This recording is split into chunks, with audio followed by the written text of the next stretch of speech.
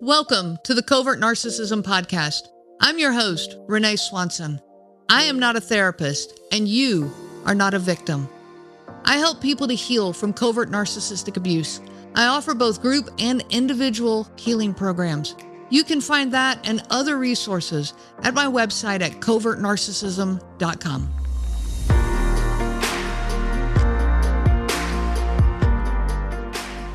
So I've told my story on here many times, and I get asked, where did this all begin? What brought all this up? And I'm not going to rehash all of that. My story's there, but I do want to just kind of lay the foundation right here. So this all began in my marriage of almost 21 years, and all the self-doubt, all the questions, all the isolation, all the ruminating and obsessive thinking. And I finally thought, I can't be alone. I can't be alone in this. There have to be other people who understand this. And I started a very teeny tiny Facebook group. It was like 2 people. And it was just so I could have somebody to join. I had friends who had no idea what narcissism was, and they joined. But in the conversations within that group, as it started to then grow and reach out to other people, in those conversations, I began to realize, wait, this is a thing. Other people are living this. Other people are dealing with this. And it was so validating to then hear from other people's stories that lined up with mine. Stories that a spouse was, just going 0 to 100 because you forgot to put the stapler back on their desk. It's like, whoa, that happened in my world. These stories that line up help you to understand that you're not alone, that you're not crazy, and that this obsessive thinking that's going through your head, that maybe you need to explore these thoughts and figure out what's going on. So for me, that's where it started, was a couple of very simple conversations. And then it just really grew from there for me to really validate what I'd been through in my marriage. So when the Facebook group was really small and it was just a few people, these conversations about narcissism, we were just kind of exploring. There wasn't all this information on the internet like there is now. This was in 2018 was when I started that Facebook group.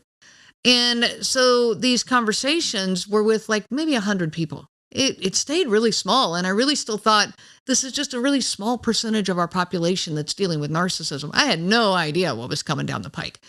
But at that point, it was this really small little group and really good conversations about it. You got to know each other some.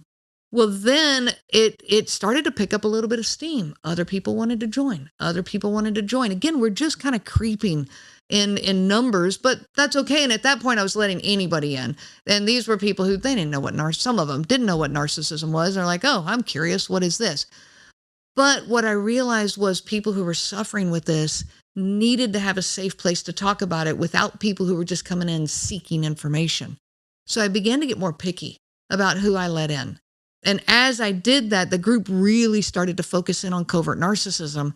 And when COVID hit and people are now stuck in their homes in these situations that, you would think, oh, great, I get to spend a month at home with my family with nothing to do. And this should be a positive situation. I mean, stressful nonetheless, but positive for your relationships. Instead, it had the opposite effect, and it really escalated the narcissistic abuse that was going on in the home.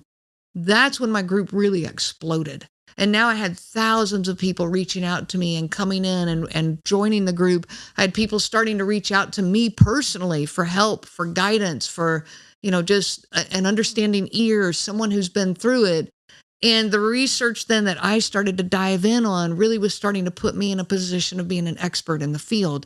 I didn't really see this coming. It wasn't on my radar, but it kind of fell into place then, and I started to realize I was able to help others. So as this developed, then the idea got brought to me about doing a podcast. I didn't do a podcast. Me do a podcast? But that's what it became then. And I'm so glad I did, because now I'm reaching millions of people on a daily basis. We're reaching so many people that are looking for help and looking for answers. As the Facebook group developed and I had more people interacting in the Facebook group, what happened then is people started reaching out to me specifically through Messenger. That's kind of where it started. And they were asking for help.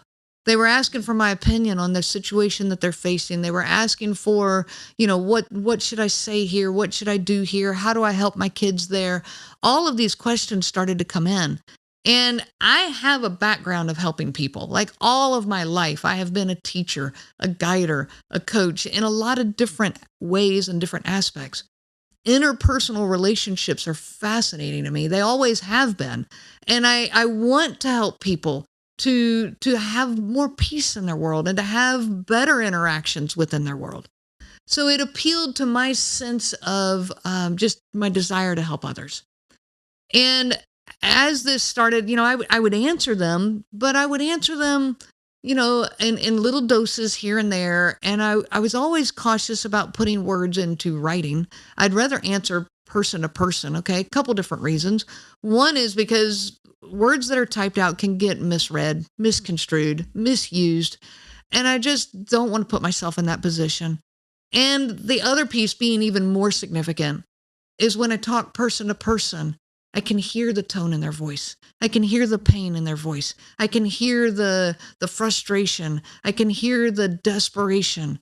And hearing it in their words fuels even more so my passion for helping other people. That's that interpersonal communication that is just so crucial in our world. And now they can hear the hope in my voice. They can hear the words of encouragement in my voice. There is value in hearing that. So I thought, you know what? No, I have to set this up in a way where I can meet people face to face. If it's not in the same room, then at least let's use Zoom. And I will say another piece about COVID in that, one thing COVID did do is it really boosted all of our interactions through Zoom. It was because of COVID that I learned how to use Zoom in the first place, and now I'm on it every single day. But Zoom allows me, if I can't sit in the same room, at least I can be face to face and still hear their voice with my own ears. That is where my coaching business just took off, because now I've got that face-to-face interaction, and now I have people coming to me for help. And they come as individuals, and then the power came when they started coming in groups. People started flocking to these sessions. And as a group, then we can hear not only my voice, but now you're hearing the voice of 5 or 6 other people. You can hear the desperation in their words. You can hear the frustration in their voice. You can hear their concern over their children and just the desperate need for help for their own kids. You can hear the hope of somebody who, is starting to move forward in their life, somebody who's starting to get some of that energy on that path forward, and you can hear it. That is crucial and so life-changing and empowering. That's how I ended up then on the path of helping people through these online sessions. So I'm not a therapist. And how I would answer to that is, I've not been through the training of therapy. I don't have the modules to be able to offer, EMDR and CBT. I don't have the training to back that. I can't offer a diagnosis. I've never offered a diagnosis to anyone, okay, even in my own home and my own situation. And so in that regard, no, I'm not a therapist. I cannot prescribe medication. I cannot prescribe, particular modalities for help. I can, however, speak from my own personal experience and all these people that I have interacted with and the information I've gained from so many people who are living this. And in that regard, then I come as a coach. I come as somebody who can help to steer you through the effects of this trauma that you're living. Okay, it's not for the purpose of breaking up a marriage. I'm not encouraging anyone to leave or to stay. Whichever of those you decide, whichever path you decide is right for you, I support that. I am encouraging everyone, though, to build some boundaries around themselves to protect their own emotional state, to protect their own stress levels so they're not in some adrenaline overload and living in fight or flight mode all the time. If you can manage to stay in this relationship and make peace in this world and in your home and stay out of the fight or flight mode that is so detrimental to us, then great. I think that's a workable situation. But if you cannot, you have to protect yourself. You have to protect, your own emotional state, your own mental state, your own psychological state, so that you can be the mom you want to be or the dad you want to be. You can't be this great and wonderful parent to lead our kids through their own emotional trauma when you're stuck in your own fight or flight state, dealing with your own emotional trauma. So in that regard, no, I'm not a therapist, and I will answer to that I'm not a therapist. but I can help you to find the right path for you so that you can get the help that you need. And if you come to me and you need help that is beyond me, I will be the first one to tell you. I'll be the first one to admit it and say, look, you need to go dive into this with a therapist. I'll even give you recommendations and referrals to send you that way. But if you are with a therapist who does not understand covert narcissism, then you might need a supplemental piece to that. That's where the coaching can be so helpful. Work with the therapist, but work with someone as well who understands covert narcissism and what you're living. As the online sessions began to started to pile up for me, the individual one-on-one sessions, then the realization of the group environment became, it just became something I thought, let me explore this. Let me put people into these groups and see kind of where this goes. The first group I did was in the fall of 2021. And that particular group of people, it was 10 people, they connected so strongly with each other that in that group, and this is me kind of building this at the time, like this was the very beginning of these group sessions. That group was so powerfully connected with each other that at the end of the 6 weeks, they actually all asked me, can we please do it again? Can we do another 6 weeks as the 10 of us again? And I said, sure. And so we did. We set up a second round of that. And I'm going to go one step further with what happened with that particular group. They also were my first people at my retreat. I do a retreat once a year for people who have been in my group sessions. It's only open to people who have either been doing group or individual coaching with me. But that retreat was that first set of people from the group sessions. Well, now here we are for the first time. I get to put my arms around them and give them a hug. I get to see in person the smile on their face. This was such a powerful moment of just connection with each other. You want to talk about serotonin levels. There's just all of a sudden realizing that the world is a peaceful place and that there are good people in our world. It was so empowering to all of us. Here we are 3 years later, and we still talk about it as though it was yesterday. We are still all in correspondence with each other and talking about the value that brought to our lives. So this progressed from a Facebook group where I just had a few people in there and I didn't know any of them, to people starting to reach out to me for help. It became one-on-one then coaching sessions, developed into group sessions, and then became a yearly retreat. I can't wait to see what's next.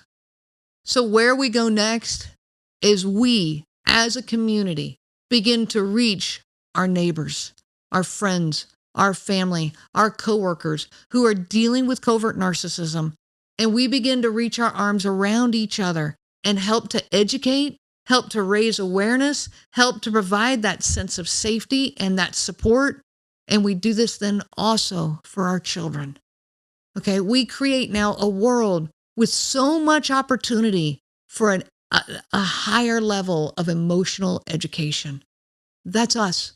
That's you. That's me. That's us reaching out and spreading the word and supporting each other and helping to educate our children. I extend my hand and I say, join me. Join me on this mission. And together we will become a voice in this world, a voice to raise awareness of these narcissistic traits, not only to help us, the ones who have survived this, but to help our children to not continue this down the road, to break this generational curse, and even, maybe this is a mission of mine someday, even to help those covert narcissists out there to come to the recognition of what they're doing, to know that they have the safety here, if they will find the vulnerability and the self-reflection to acknowledge what's going on, that we will even put our arms around them and support them so that all of us can create a better world. I wish you so much peace on your journey of healing. You have been listening to the Covert Narcissism podcast. If you are struggling with covert narcissism in your life, I help people to heal from covert narcissistic abuse. If you are struggling with the isolation, the self-doubt, and the obsessive thinking, then this is the program for you. I offer both group and individual options. This is live, personalized coaching that is specific to covert narcissism. Reach out to me anytime. You can find me at my website, covertnarcissism.com. I'm not a therapist and you are not a victim. I am a coach and you are a survivor. I wish you so much peace on your journey of healing.